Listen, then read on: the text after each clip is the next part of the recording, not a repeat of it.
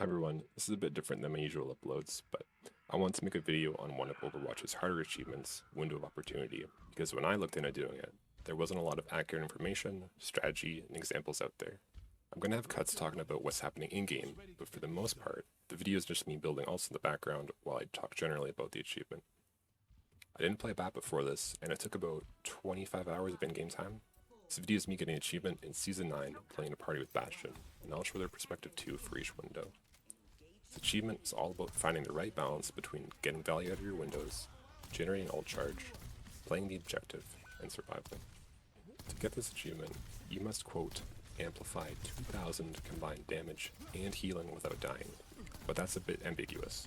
What this really means is that you or your team has to shoot and hit a combined total of 2000 before the doubling, healing or damage through any amount of windows to damage enemies or heal allies respectively, without BAP dying within one round. So for example, each of BAP's bullets do 25 damage up close, so you would need to shoot 2000 divided by 25, 80 bullets through windows and hit enemies for 2000 quote amplified damage. Or you could fire 40 bullets through for 1000 damage, your Ana fires 10 bullets through for 10 times 70, 700 healing, and you fire 6 nades through, which splash heal one target for 6 times 50, 300 healing. The total here adds to 2000, and that's the achievement. I want to point out here that I'm planning to get my first window ASAP, so lots of healing, lots of damage. It doesn't really matter if I die right now besides some wasted time respawning or running back. Sort of secondarily, the objective.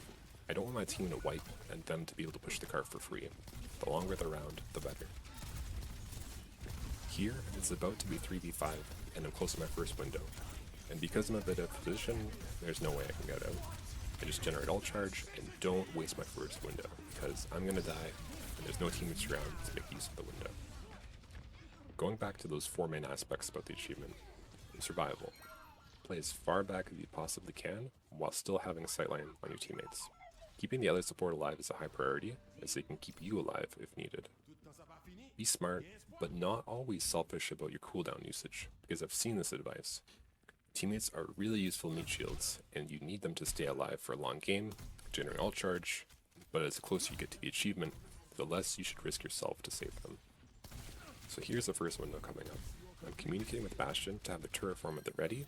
We'll be posted up in a high risk reward position for my first window, but I can still drop down back and be safe. As well, it's in a spot that I can use the window too. I'm delaying and putting it down for just a brief moment so my tank takes a bit more damage and the enemies push forward a little bit. The enemies will retreat if they hear or see a window, and ideally I try to use the window at the same time that they use Transcendence, forcing it by shooting Zen a little bit, but they just use it. Once there's nothing to do on one side of the window, I'd recommend checking the other side.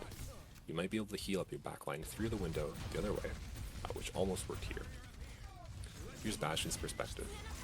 Ideally, we wouldn't fully kill enemies, we would just swap between them once they're low HP. Hit the supports last.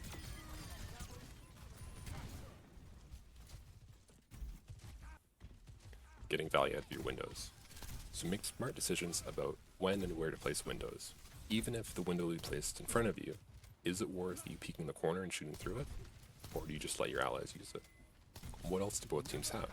Don't hold on to windows for too long either, as this can lead to less total windows. Generating ult charge and playing the objective. So these two kind of go hand in hand a lot more than the rest of them. Keep in mind the time that you have left and your own progress towards the achievement. Depending on how things are going, you'll need to up your aggressiveness to build your ult charge faster and or secure the next checkpoint if you're on attack. If you're on the attacking side and about to end the round with lots of time, back off and just live. Let your team lose the team fight, so at least the round continues and you'll have a chance of getting the achievement.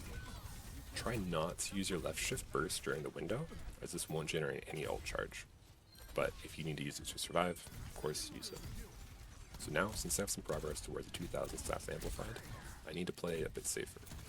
If you die here, it's still possible to get enough windows for the achievement, so don't give up, but play safe.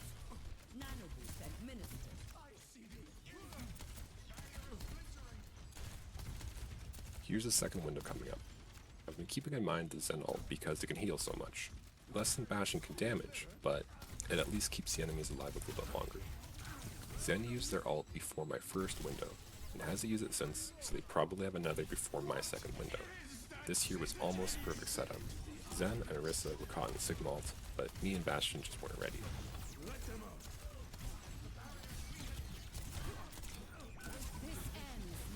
Here, I do take on the ulting Sojourn through the window as a bit of a balance between winning the team fight, getting value in my window, and survival. I didn't really think they were much of a threat, and I wanted to win the team fight. It might have been a bit of a waste to put it down, but it was kind of worth the gamble because, again, don't hold on to windows too long hoping for the perfect play. The damage and healing has to be done on heroes. Healing or damaging a Bob won't work, but I believe your Bob shooting through the window counts. You can't shoot things that mitigate damage, like barriers, Rhine Shield, Simwall, Orisa's Javelin Spin, Genji Deflect, just to name some of them. Or constructs, like Torb Turret, Life Leaker Tree. A good rule of thumb is that 99% of the things that work would generate all charge. As well, abilities that reduce damage taken, like Orisa's Fortify, will reduce your damage amplified stat. You can track how much damage has been amplified, including the teammate contributions so far, by holding tab mid-round. Keep in mind that this doesn't include healing amplified, won't reset if you've died, and won't reset between rounds. At the end of the game, you can see some hero progression stats, which will show your healing and damage amplified that game. These are the numbers I have to add to 2000 in one round. And here in game, it's a 3v5, we're on the back foot a little bit, and I have good progress towards the 2000 for the amount of time left, so I made the call to back off. I prioritize survival over trying to win that team fight. This achievement has to be done in unranked role or open queue, or ranked role or open queue. No arcade, no mystery heroes, and I think no TDM.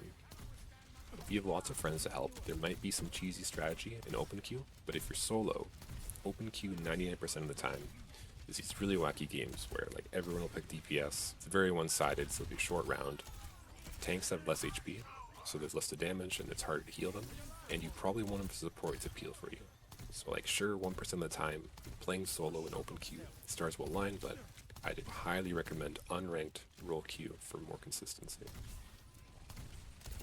As well, it has to be done in one round, not game. So for example, even if you never die on Ilios Well, progress between the rounds on Well, Lighthouse, and Ruins won't carry over between each other. Same thing with competitive Escort. Switching sides between attack and defense resets progress. In order, I would recommend Escort, so like Circuit Royale, Dorado, Havana, because they're very linear maps, which makes them safer. It's also 10 minutes, which is quite long. It's possible on Hybrid. These are linear maps, but they're shorter, about 7 minutes. Flashpoint is interesting, because if the score goes to 3-2, it'll be about 15 minutes, but these are non-linear maps. Push is about 10 minutes, but they're non-linear maps. In Control, they're just super short rounds, so you won't get more than 2 windows in one round there. You're very unlikely to get it. Here's the third window. Bastion got a really greedy position, and I made sure to give a little space so the window could be used from both sides, which actually ends up being useful on the Sojourn. I fire some nades up there to keep the Bastion alive, even though I think only one of them got amplified.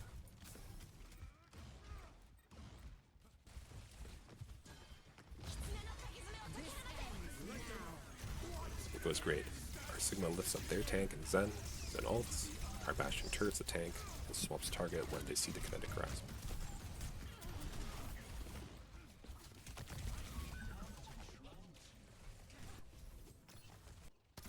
And what makes this achievement so difficult in a way is because, again, it has to be a long game. So neither team can stomp each other, but the enemy has to be bad enough to give you value out of your windows and not to kill you. Unranked Escort is longer than ranked. You get more time when you reach the checkpoints. In my opinion, being on the attacking side of Escort is preferable because our team is the one that needs to advance, because BAP can't easily retreat on defense. But as you see here, it's not impossible. If you're going for all achievements, I would recommend going for this one before other support achievements, because if your account is still fairly new, you'll be put in low elo unranked lobbies, which is ideal for this achievement. On paper, you can get this achievement with one window, but in practice you'll likely need about 3 to 5. Teammates won't use the window as much as you'd think, so you have to be ready to be the one putting the numbers out there. Get good at alternating primary fire and grenade shots to maximize your output.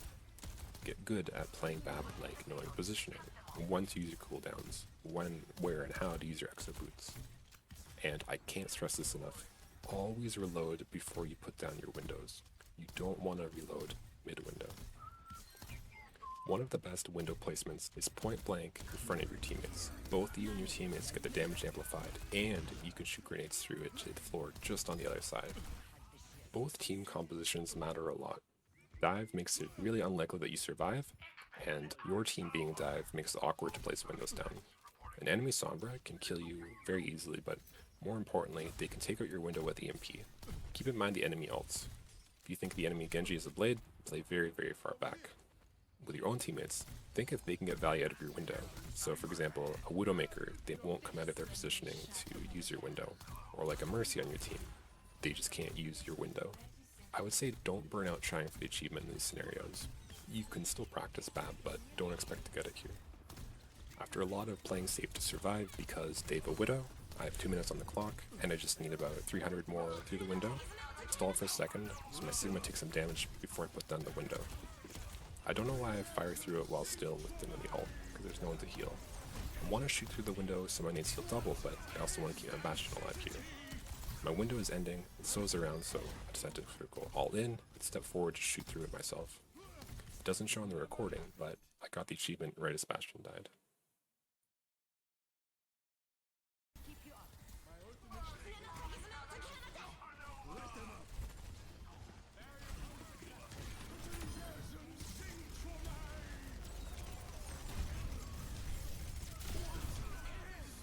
And that's it. Thank you for watching. In the description, I'll link another video where I had 1405 damage amplified and 615 healing, but for some reason didn't get the achievement.